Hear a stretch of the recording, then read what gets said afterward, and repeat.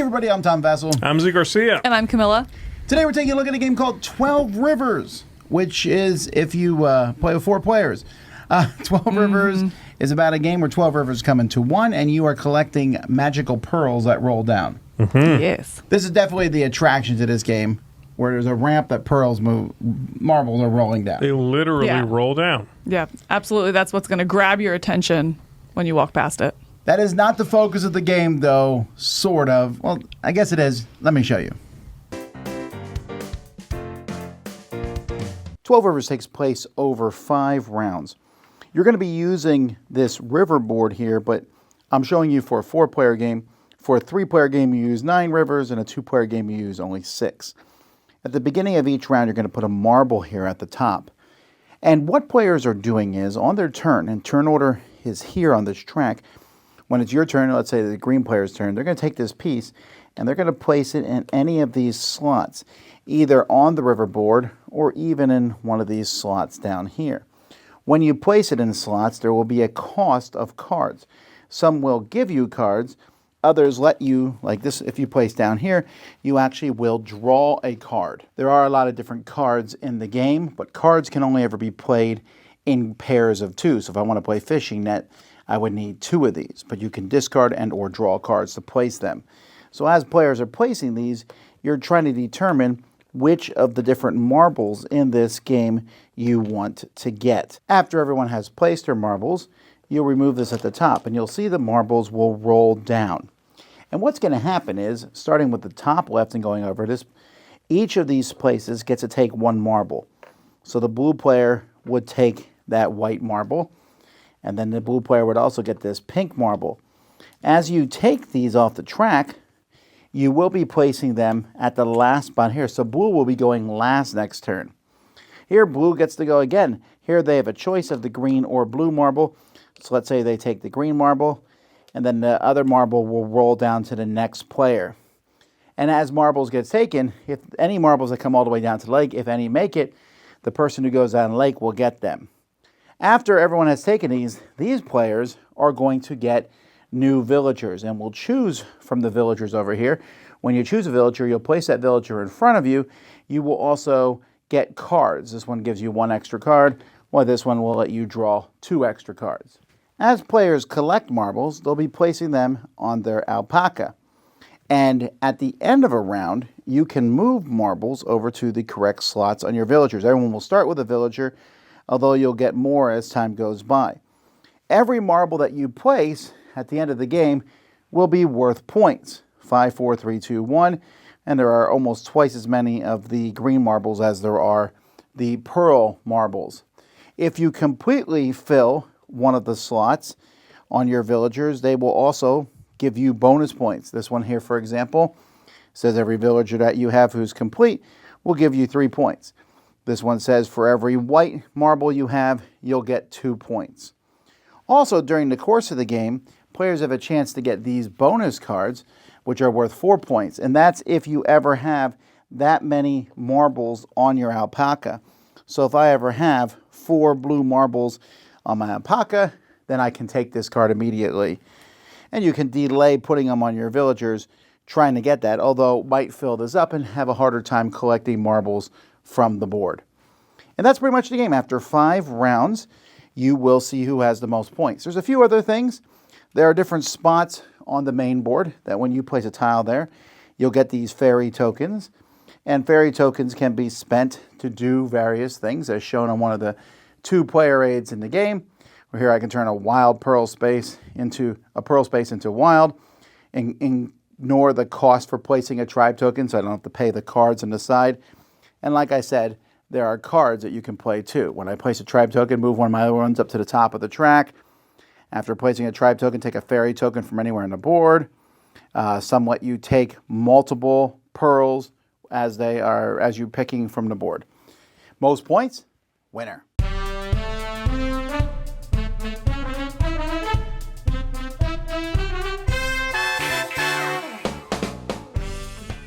It is kind of funny with the marbles rolling down that is sort of it's there. I mean, it's interesting, don't get me wrong, but you're not like, we all get like, ooh, who gets to pull the marbles, right, let them come down. But they move boop, Yes. and they're done. And then you pull one out, and boop. Yeah. Well, It's 100% cool. this game could work without that gimmick. Yes, you could just follow rivers on a map, and you could have tokens and say, You could just move them down. The ones yeah. that don't get taken, just move down. Like you could do this on a flat surface. They went above and beyond, Yes. and gave it an angle, and made them, round, so that they do indeed do some of the upkeep for you. I was That's gonna say- kind of what it is. Yeah, I think it would become much more fiddly if they were tiles. I think the fact that they are rolling down, like you were saying, it kind of manages that upkeep. Yes, they could be tiles, and it's like, okay, take one you want, move the rest down, push them down.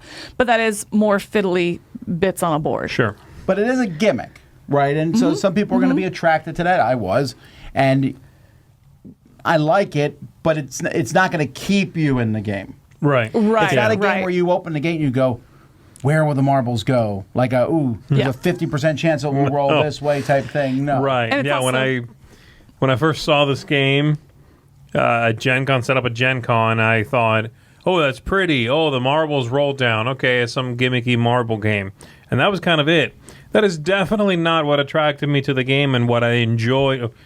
I guess what attracted me, yeah, but that's not what I enjoyed about this game at all. That becomes very much secondary. Again, it's upkeep that I don't have to do. It's the economy, the cutting someone off before they get access to something, Sure. managing your hand of cards. That's what the game's about. And it's very well done in a pretty clean way. Right. It's resource optimization, right, with turn order management. Yeah. And that's a really unique and tension building mechanisms together. Before we jump into that, I do want to mention the components. There's a few things I don't love Yeah. about the game. Yeah. Seems weird. I don't love that the box isn't square. It's a pain in the neck to make sure the stuff fits in here the right direction. The board It's only not fits in square. one It's direction. tall. It's taller than It's, wide. no, it's it's wider. wider than it is tall.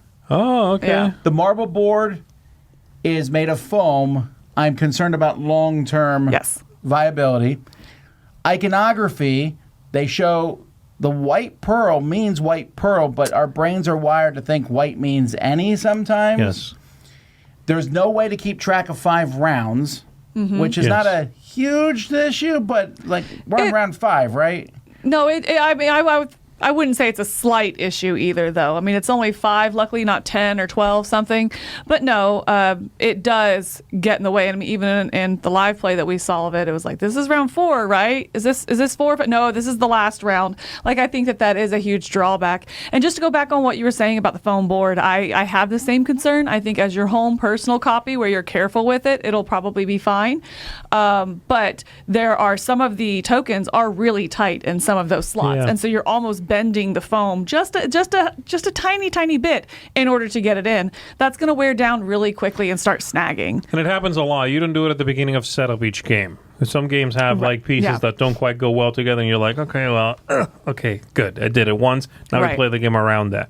You do it incessantly in this game. That is the game. Put something in there, pull it back out, put it in the different one. I mean, so they'll wear differently. They'll get a little frayed. It's gonna happen. We don't know how quickly, but it's coming. Right. There's also only 2 player aids. Yes. No excuse for that. I'm sorry, that's terrible. Come on. And then finally, well, I think this cover's beautiful, and I think the board looks pretty. The cards are nice, but the villagers are a little samey. There's like 4 different pictures. The characters that you Yeah. fulfill, yeah, they're okay. That didn't bother me. It is weird that you have like an eagle and like an owl and a bear and stuff. It's kind of strange. I don't know thematically what's going on here, but yes, it's also a different style than the cover. That's what It's I was gonna say. very anime. The characters look very anime inspired, and the cover really isn't, and the setting I thought wasn't. So Yeah, I think. Yeah, I agree. These are lots of little issues. Yeah. I think it looks cool, though. I think the whole thing comes together for me in a pretty decent way, and I like the marbles rolling down, and I'm willing to put up with all these issues except for the 2 players. There's no excuse for that. Well, especially with the 2 player aids, because the symbology doesn't make sense. After multiple plays of this game, I'm still using it. What does this token mean? The symbology is not very intuitive Right. I agree. on those tokens that you get. Yeah, like one shows a picture of a mountain with an upward arrow, and that means your tiles are your tile is free to play. Yeah, right. Oh, Like, okay. right. Yeah. I don't know what that means, but all right. you got to check them every time. Yeah, there's thankfully it's not that many, but you got to check them. But like Z said, the placement is really neat. Like, you go to the very top, you will get that marble. But you then go last next round. Right. And you have to pay for that space. And you Quite pay. a few cards from your hand. I really like the mechanism in which to trigger a card ability, you have to have a pair of matching cards. And there's only like six cards or so, Right. so it's not too hard. It's this neat economic system where, if you have 2 cards, if I'm holding 4 cards, 2 match and 2 don't match anything else, that's great. That can be my spending fodder to place these gates a little bit higher, and then I'll hold back the pair to play for the ability. Unless I really need to spend them, and then you're like debating, do I break up the set? They no Right. longer work, Or counter to that, if the ones you have the pair on you don't really care for, you're really holding on to that fishing net, for example, Yeah. or something like that, that's going to let you take another marble, which you need that bonus marble in order to finish a villager. So therefore, you need to go down here because I like the economy as well of getting the cards. It's a really crappy place on the very bottom of the mountain that you go to get 1 card, or you can recruit another villager Yeah. and get cards that way. And so I love that multi-use economical system. The card are so many different things. They pay for the spots. They're difficult to get. You get them from the villagers, which is another mechanism. In doubles, they're going to have a power that takes effect. It's just really multi-use in a unique way. Yeah, this game reminds me, in a lot of ways, of old school Spiel des Jahres kind of games. It reminds me of like Niagara, like when that game came out and won the Spiel des Jahres. That they were making games around that time that remind me of this game. Something about it is very appealing. There's some neat but fairly clean, money system built into it, and you're collecting bits and bobs or whatever. I don't know. It's a bit of a throwback for me. That's kind of how it feels. I also really like the pond. That Yes. space is really intriguing because you go there and a bunch of people on turn 1, the pond is like, there's a bunch of people who are going to take another villager.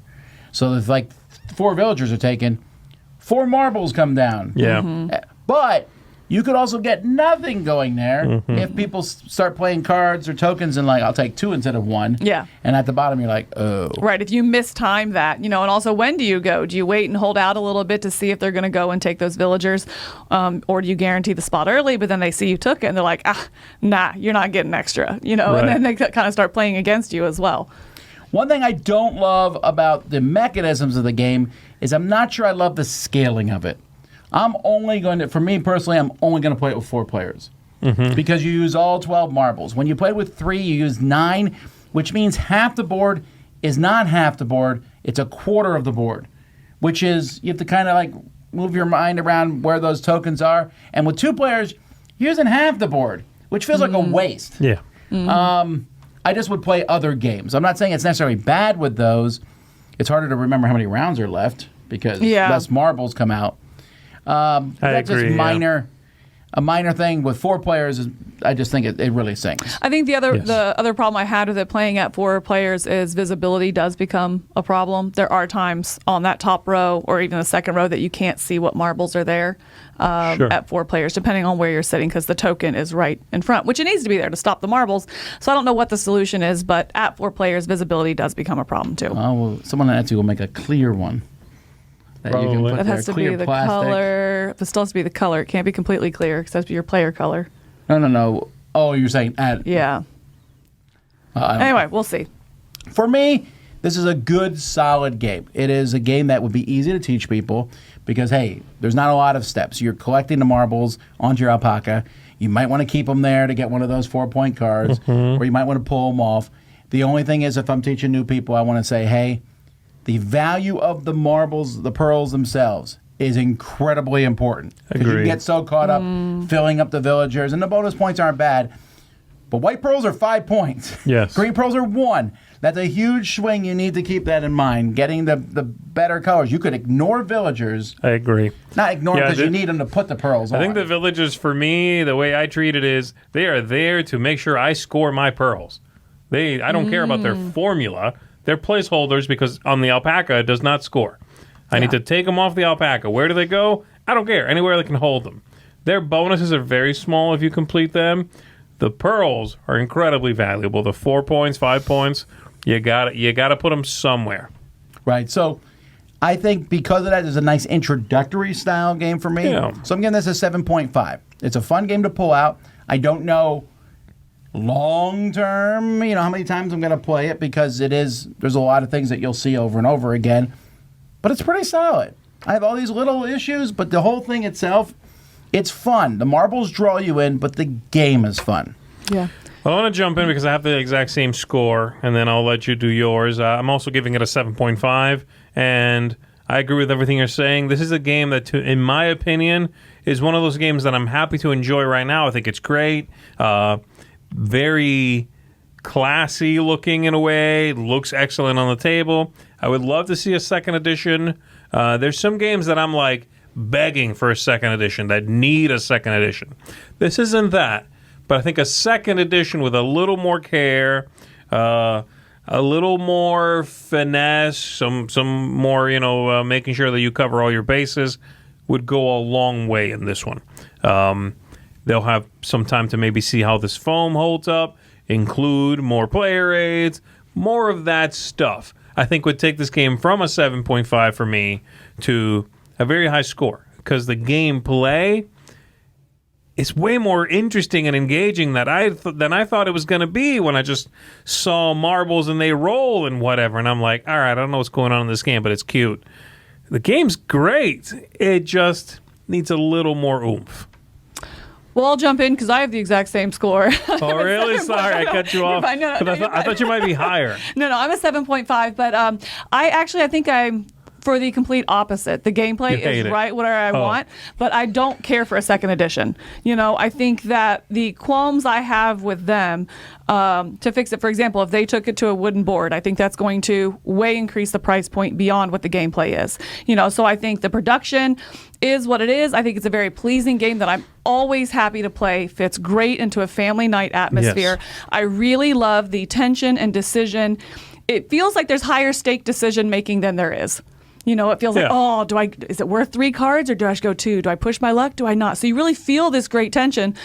But at the end of the day, you're grabbing marbles and putting them on alpacas and giving them to villagers, And so it just has a really, I think it also in family environments is going to kind of teach or feel like those decision-making teaching moments, where you can play with your family and as an introductory welcome game like you were talking about, or people that don't game much. This is a great entry into that, and to see the layer of those decisions and how things can kind of cascade and also combo as well. Yeah. I'm going to get this token to then play it next turn to go here, and that way it gets, or go here to get the card, so I have a card to go up there next time. You start to kind of see those skills, and I think it's in a really, really fun package that's very approachable. Well, there you go, folks. That is 12 Rivers. Check it out. I'm Tom Basil. I'm Zee Garcia. And I'm Camilla. And we're off down the river, sailing away. Row, row, row your boat. Sure.